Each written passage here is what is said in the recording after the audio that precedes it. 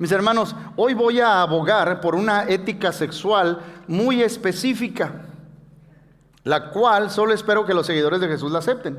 O sea, que si tú no eres un seguidor de Jesús, no hay una expectativa para ti. ¿Ok? Pero, si tú eres un seguidor de Jesús, esto es una expectativa para ti. Porque el apóstol Pablo dijo: hermanos y hermanas, ustedes saben las instrucciones que les dimos por la autoridad del Señor Jesús. Le está escribiendo hermanos y hermanas. De hecho, todo el Nuevo Testamento, todas las cartas del Nuevo Testamento fueron escritas a cristianos. ¿Ok? Entonces, si tú no eres alguien que está bajo la autoridad del Señor Jesús, esto no es para ti. Pero si tú estás bajo la autoridad de Jesús, esto es una expectativa y esto es para ti. De hecho, la palabra instrucciones, cuando el apóstol Pablo dice instrucciones, era un término militar. ¿Algunos de ustedes han servido en el aspecto militar? Un superior, un sargento, no le dice: mire, si no es mucha molestia, se puede poner y pararse firme. No, ahí se dan órdenes. Eso es exactamente lo que está diciendo el apóstol Pablo cuando Dios dice: estas instrucciones les dimos por la autoridad del Señor Jesucristo. Por lo tanto, mis hermanos, quiero que entendamos que Dios no acomoda sus mandamientos morales según la cultura. Dios lo que dice eso es: la mayordomía sexual es una cuestión de discipulado en todo tiempo y en todo lugar. Ustedes recuerdan el contexto de la carta. El apóstol Pablo había llegado a esta ciudad. Dijimos que Tesalónica era una ciudad grande, una ciudad importante en el Imperio Romano. Esta ciudad griega era grande y como era grande, tenía un gran número de personas que cuando llegó Pablo oyeron el Evangelio y muchos de ellos aceptaron a Cristo. Pero el apóstol Pablo, debido a su seguridad física, los líderes le dijeron: más vale que te vayas. Entonces se tuvo que ir rápidamente, pero se quedó con el corazón deseando que se quedaran bien. Tenía más por instruirles. No pudo regresar. Les manda a Timoteo. Timoteo regresa con Pablo y le da la buena noticia: los hermanos siguen firmes en el Señor. Es entonces que él escribe esta carta para animarlos a seguir firmes en el Señor. Y él les dice en el capítulo 3, dice: yo creo que la instrucción que da Pablo sobre la pureza sexual viene debido a una intercesión, a una oración que él hizo. Mire lo que dice el capítulo 3, verso 13: que los fortalezca interiormente para que cuando nuestro Señor Jesús venga con todos sus santos, y ese es un tema que él trata a través de toda la carta, la segunda venida de Cristo, para que cuando Él venga con todos sus santos, la santidad de ustedes sea intachable delante de nuestro Dios y Padre. Que cuando Cristo venga, Él los encuentre ustedes con una conducta intachable, que ustedes sean santos. Ahora, usted y yo no tenemos que especular. ¿Qué quiere decir, Pablo, cuando vivir en santidad? Dice el verso 3: la voluntad de Dios es que sean santos. Entonces, aléjense de todo pecado sexual. Aléjense de todo pecado sexual. La santidad, mis hermanos, es más que la sexualidad, pero no menos que eso, lo incluye. Y en lo que está diciendo el apóstol no hay nada escondido, no hay nada misterioso en cuanto a la voluntad de Dios en este texto. Es claro. ¿Okay? Otra manera de decir esto es que los creyentes firmes hacen de la pureza una prioridad. Los creyentes firmes hacen de la pureza una prioridad. Dijimos, mis hermanos, que Tesalónica era una ciudad importante. Como es una ciudad importante y grande, tenía muchos judíos que por la diáspora habían estado por todo el Imperio Romano y seguramente tenían una sinagoga. Y leemos en Hechos capítulo 17 que Pablo, cuando llega a Tesalónica, se va a la sinagoga y algunos judíos se convirtieron, aceptaron a Cristo como el Mesías. Y la iglesia en Tesalónica se establece y muchos de estos nuevos cristianos, algunos de ellos judíos, no tienen problema con la enseñanza que va a dar Pablo. Muchos nuevos creyentes en Tesalónica eran judíos y aceptaron a Jesús, mis hermanos, y no tienen problemas con las instrucciones de Pablo sobre ser puros sexualmente. ¿Por qué? Porque eso es lo que han creído ellos por 1500 años. Ellos entienden, como buen judío, que leían las escrituras, que el sexo lo creó Dios, Génesis capítulo 1. Y que Dios diseñó tiene un diseño para el sexo, cómo se exprese, el matrimonio, Génesis capítulo 2. Ellos entendían esto, entendían el propósito y el diseño. O sea, Dios había puesto un deseo en el ser humano, lo creó un ser sexual y también creó un diseño para expresar ese deseo, el matrimonio. Y cualquier cosa fuera de ese diseño era un mal uso del don que Dios estaba dando. Pero no todos los creyentes en Tesalónica eran judíos, había gentiles. Había muchos gentiles, la mayoría eran gentiles, mis hermanos, en Tesalónica. Y eran el producto de una cultura griega. Y es difícil para ti y para mí apreciar lo radical que la ética sexual judeocristiana le sonaba a ellos, especialmente a los hombres.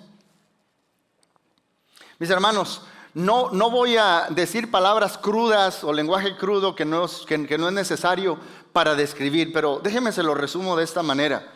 Si en Tesalónica vivía un hombre griego de estatus, con dinero, lo que usted quiera, cualquier ser humano por debajo era aceptable para él expresarse sexualmente, fuera hombre, fuera mujer, fuera niño o fuera viejo.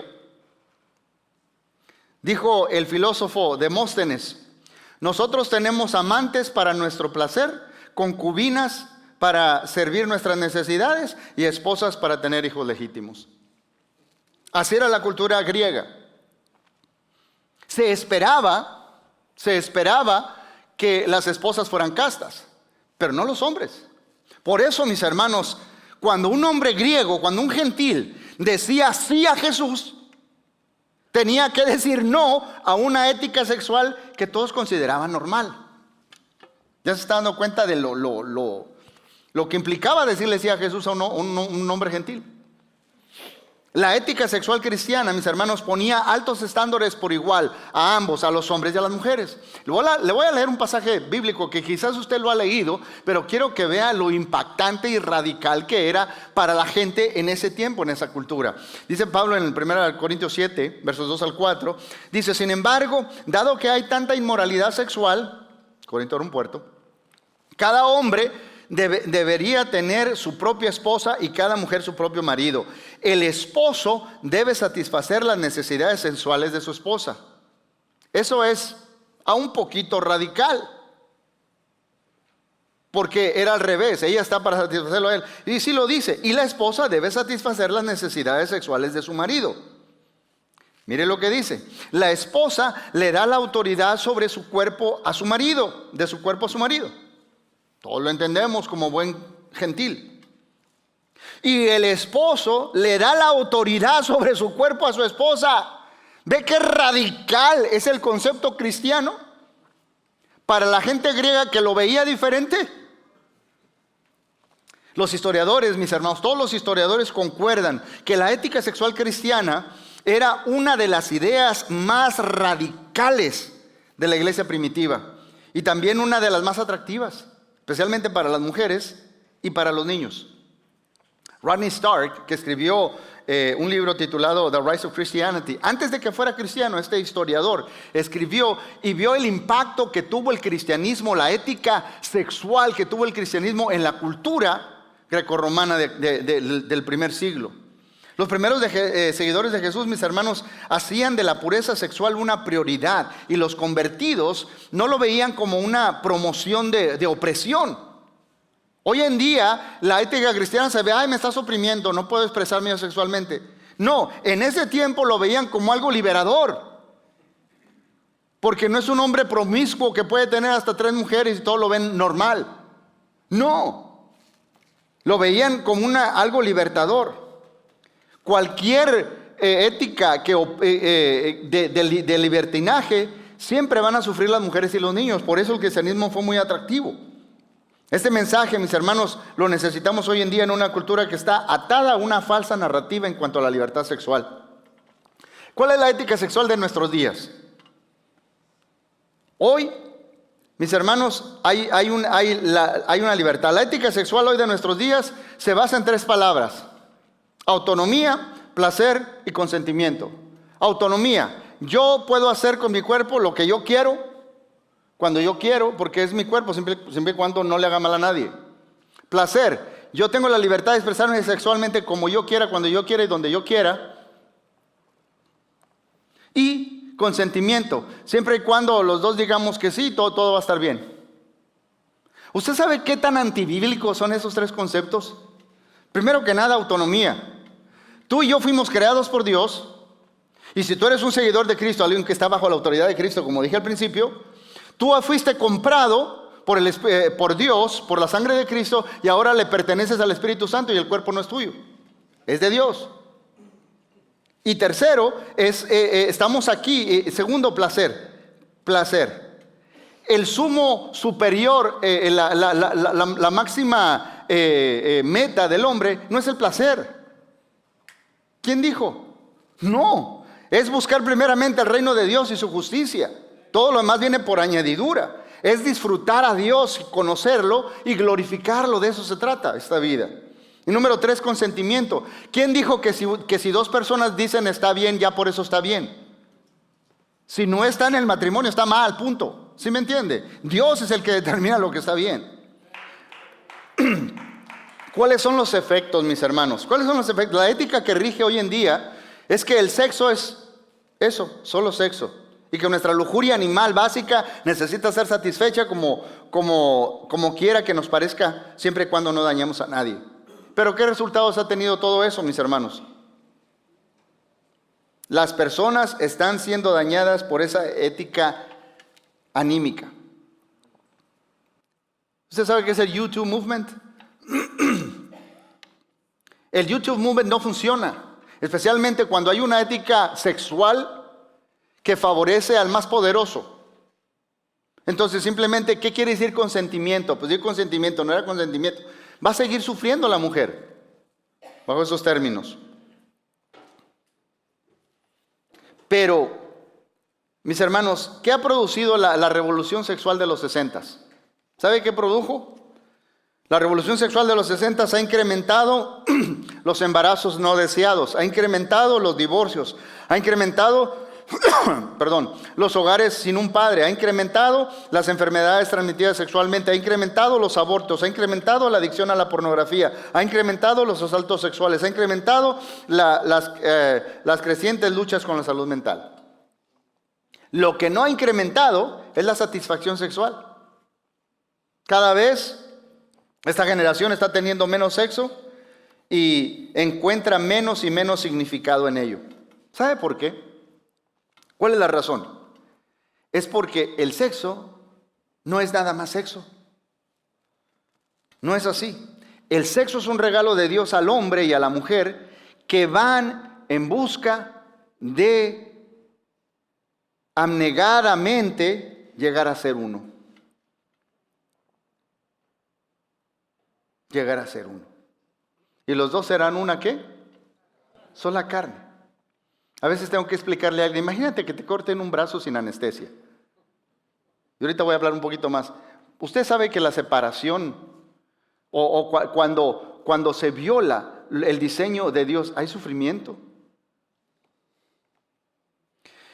¿Has considerado, no sé si han considerado, mis hermanos, que los humanos son la única criatura que se conectan sexualmente cara a cara?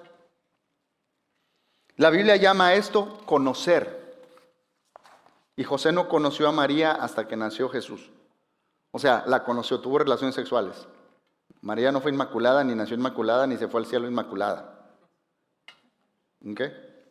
El sexo, como Dios lo diseñó, es un esposo y una esposa se vuelvan totalmente vulnerables, yendo en busca de una intimidad profunda y auténtica. ¿Cuál es la razón?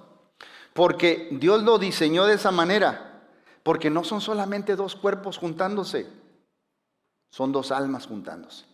¿Ya me está entendiendo? No son nada más dos cuerpos, son dos almas. Y es por eso, mis hermanos, que la mala conducta sexual produce heridas. No importa cuál la ética que diga que tenga una persona, van a causar heridas. Louise Perry, una mujer que era una gran feminista, escribió un libro que fue radical, mis hermanos. ¿Okay? Ella empezó a estudiar el sexo y ella pensaba que lo que se necesita es que la mujer tenga libertades. ¿Ha visto? No sé si supo de un show, yo nunca vi ni uno, pero se llama Sex and the City, Sexo en la Ciudad. Y la idea es que estas mujeres deberían tener, y sí, así como los hombres, acostarse con muchos hombres ellas. Eso iba a ser lo máximo. Hasta que esta mujer que escribió este libro especial, Louise Perry, fue y estuvo trabajando por 3 años en un Rape Crisis Center, en un centro donde van las mujeres que han sido violadas sexualmente. Y después de 3 años se dio cuenta que el sexo no es nada más un intercambio físico. Y vio el daño emocional que causa en todas estas mujeres. Y cambió de parecer. Cambió de parecer. Porque en lo profundo, las personas no quieren, todos queremos más que desnudez. Queremos conocer, ser conocidos y conocer. Ese es el concepto bíblico. Las personas quieren que alguien les diga, quiero todo de ti, no nada más una parte de ti. Nada más quiero esta parte, quiero todo de ti, quiero conocer. Es lo que la Biblia llama conocer. Y lo que la ética sexual cristiana declara es que tal intimidad solamente es posible en el contexto de la fidelidad. Ese conocer solo se da cuando hay fidelidad en un matrimonio. Nuestra cultura, mis hermanos, desesperadamente necesita el testimonio de una comunidad que hace de la pureza una prioridad.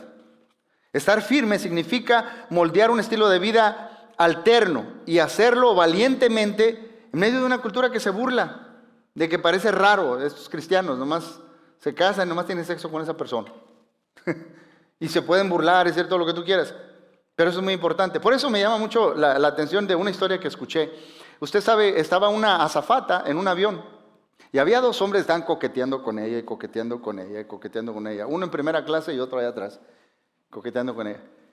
Y casi al terminar el vuelo, al que estaba en primera clase le sonríe, le guiña el ojo, le da un sobre con una llave de un cuarto de un hotel y con un papelito que decía, te espero. Se lo da, le guiña el ojo y le dice, no llegues tarde. Ella agarró ese papelito, se fue hasta atrás, hasta el otro hombre que estaba coqueteando con ella, se lo da, le guiña el ojo y le dice, no llegues tarde.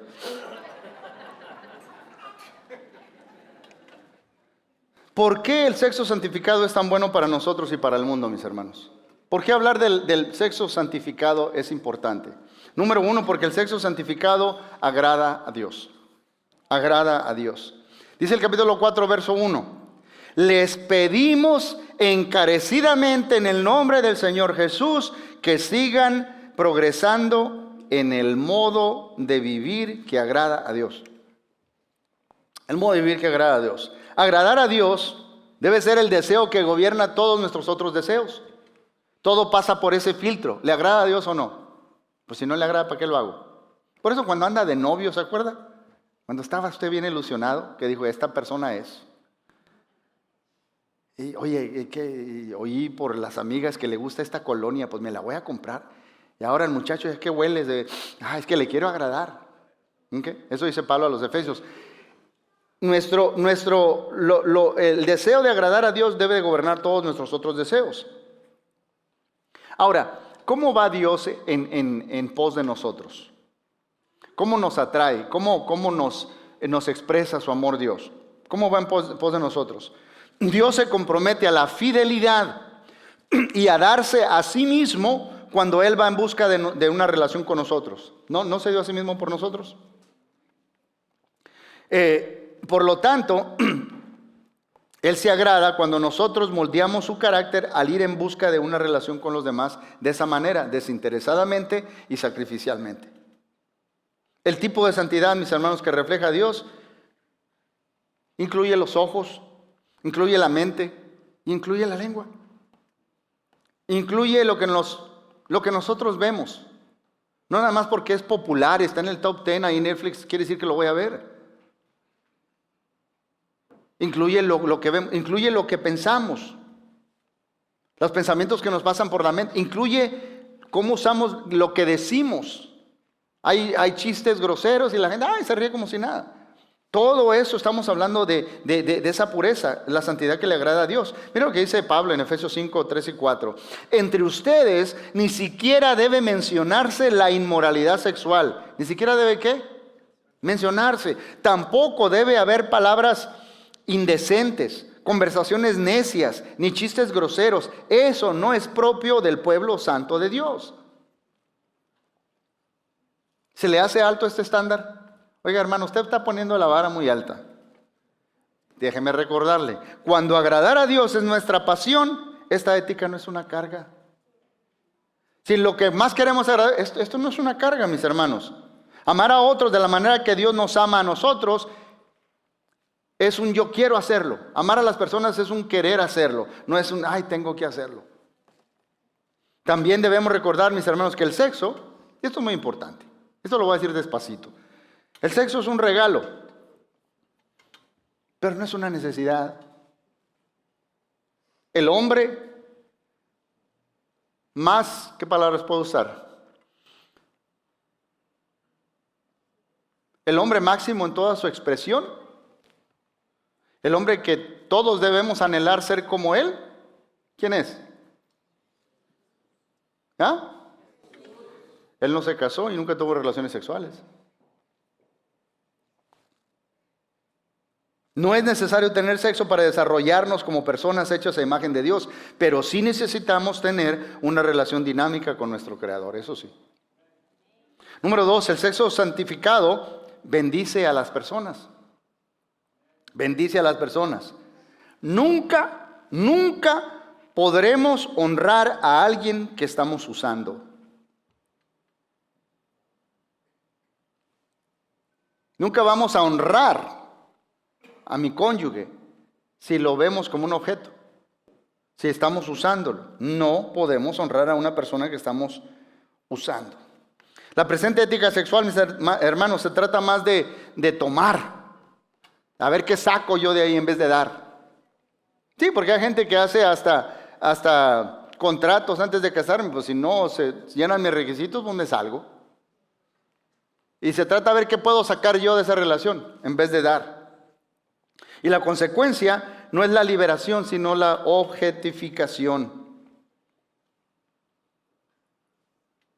Hay gente que trata de promover la pornografía por todas partes. Hubo una película muy buena creo que el apellido es Beristegui, el director, un mexicano.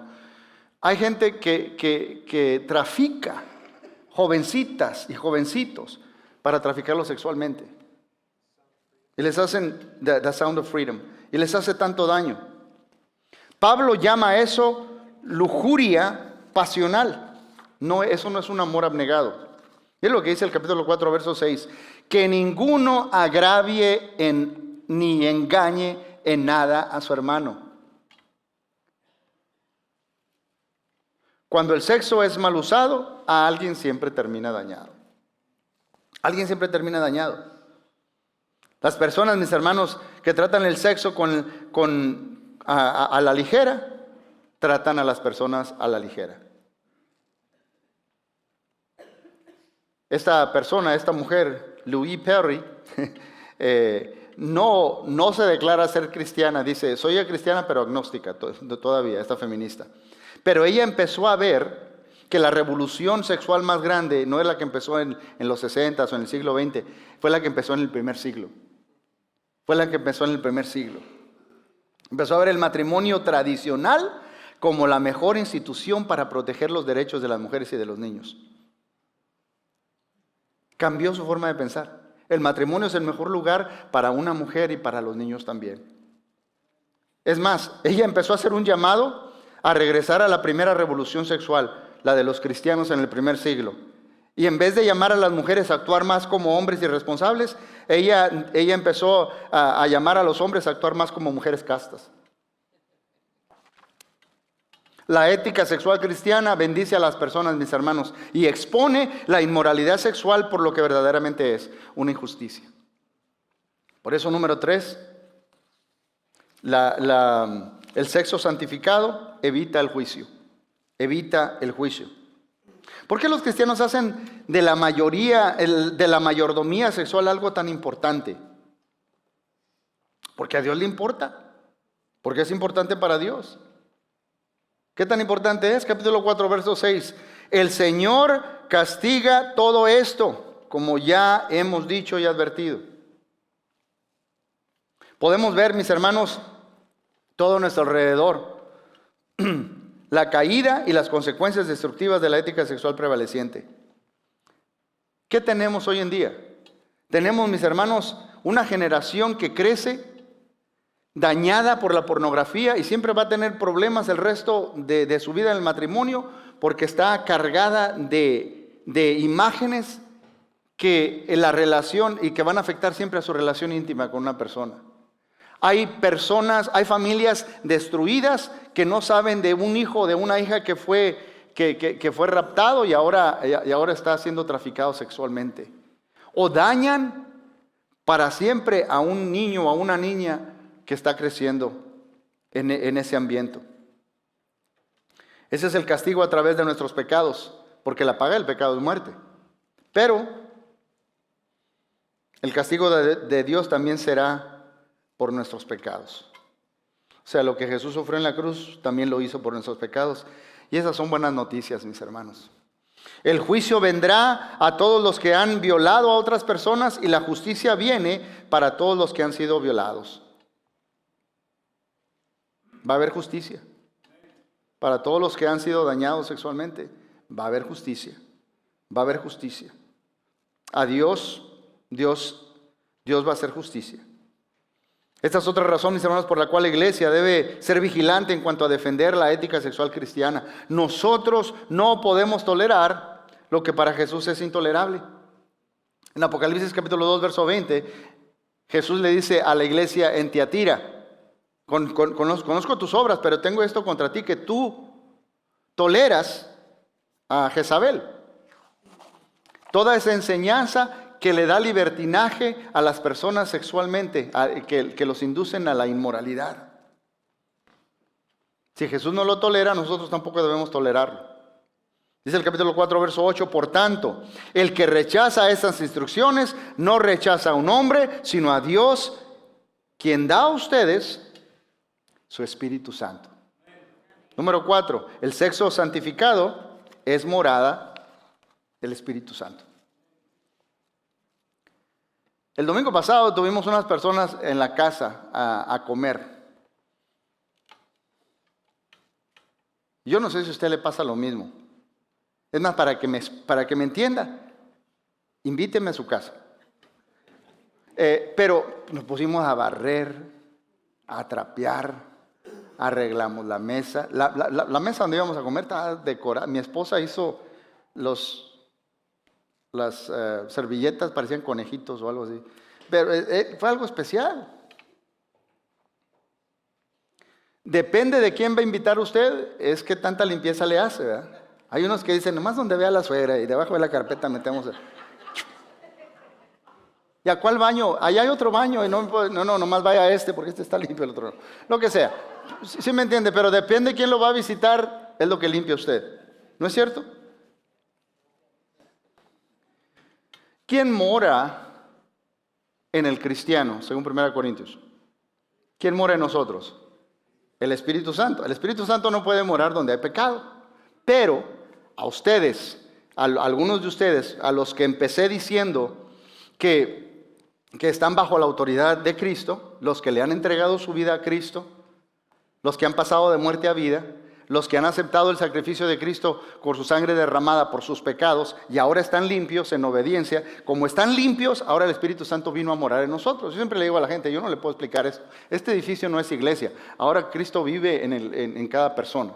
Entonces, si tu cuerpo es el templo del Espíritu Santo, esto significa que para el cristiano no hay parte de nuestra vida que sea privada o esté fuera de límites, porque el Espíritu Santo es nuestro huésped permanente. Sí, porque después de que se fueron los invitados hay que limpiar, ¿verdad? ¿Y qué tal si vienen al siguiente día? Lo dejamos sucio por un rato. ¿Me va a creer usted que hay gente que dice, ¿para qué hago la cama? Ya me voy a cambiar de tema. Si la cama me voy a volver a poner, hay que hacer la cama en la mañana. Es otro punto. El Espíritu Santo mora continuamente en ti. No es que mora en ciertas partes de ti. Y esto es lo que sostiene la ética sexual cristiana, mis hermanos. Dice 1 Corintios 6, 18 y 20. Huyan del pecado sexual. Ningún otro pecado afecta tanto al cuerpo como este. Porque la inmoralidad sexual es un pecado contra el propio cuerpo. No se dan cuenta de que su cuerpo es el templo del Espíritu Santo, quien vive en ustedes, que les fue dado por Dios.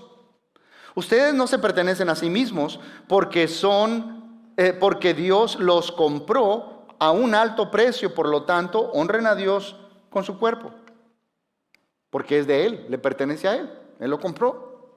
Dios no compró la mayor parte de ti, Él compró todo de ti para morada de su Espíritu Santo. Y cuando nosotros le damos el control al Espíritu Santo, mis hermanos, nuestros deseos son satisfechos.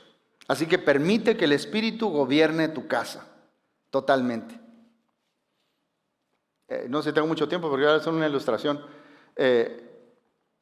Los americanos tienen una frase, dicen, tienes algo escondido en el closet, ¿verdad? El closet, ahí hay algo donde guardo que nadie sepa.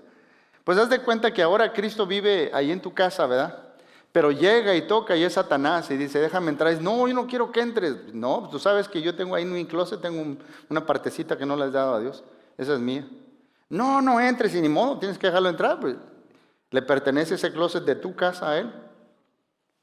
Pero cuando Cristo, le das el control a Cristo y ves que está tocando y ves por ahí, ¡ay! Tienes miedo. Pero vas a Jesús y dice Jesús, no, yo contesto. Tú te vas atrasito de Él, abre la puerta y ya no hay nadie. Hay que darle el control a Dios, mis hermanos. Si no, no podemos hacer nada. Así de sencillo. El Espíritu Santo nunca te llevará a algo que te cause vergüenza cuando Cristo regrese. ¿Se acuerda qué fue lo que trajo toda esta enseñanza? Fue la oración que estaba haciendo Pablo. Para que cuando nuestro Señor Jesús venga con todos los que han creído en Él, la santidad de ustedes sea intachable delante de nuestro Dios y Padre. Miren lo que dice 1 Juan 3, versos 2 y 3. Queridos hermanos, ahora somos hijos de Dios, pero todavía no se ha manifestado lo que habremos de ser. Sabemos, sin embargo, que cuando Cristo venga, seremos semejantes a Él, porque lo veremos tal como Él es. Y todos los que tienen esta expectativa, todos los que esperamos esto, nos mantenemos como puros, así como Él es puro.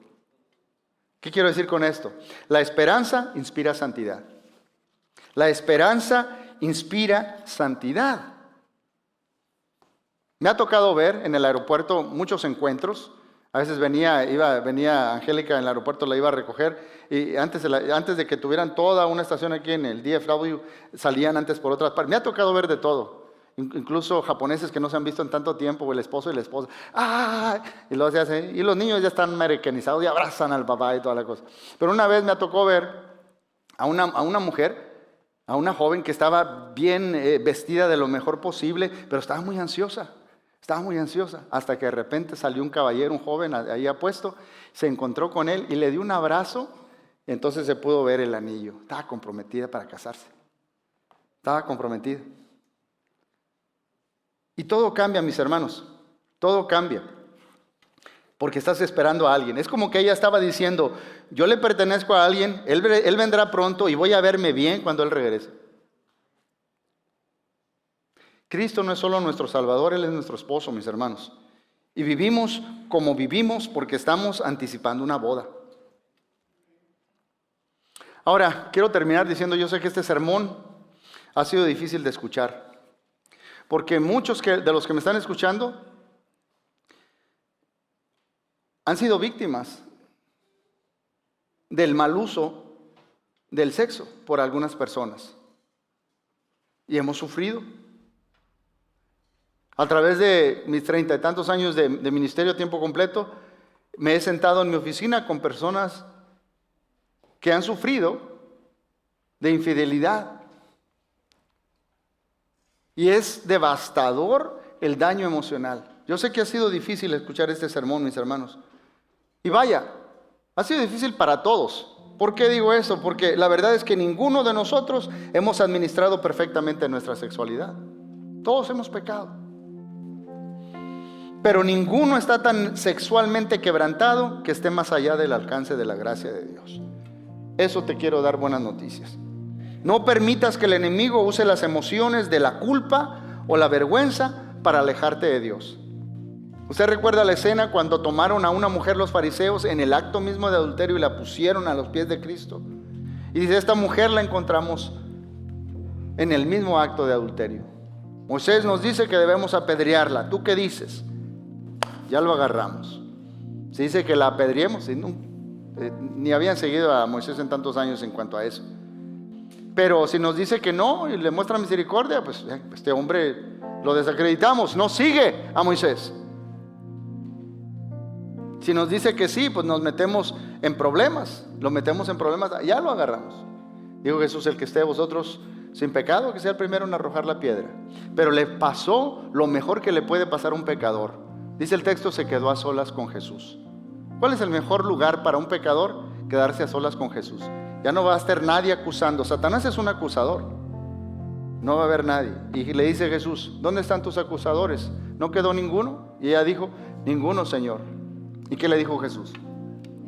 Ni yo te condeno. El único que calificaba para tomar la piedra y dejársela tirar es el que le dice, ni yo te condeno.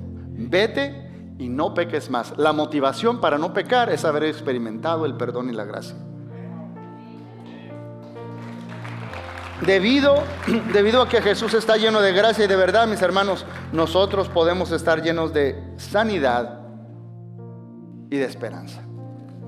Vamos a orar. Padre Celestial, en este momento, Señor, este grupo de tus hijos, te damos infinitas gracias, porque sabemos, Señor, que todos hemos fallado.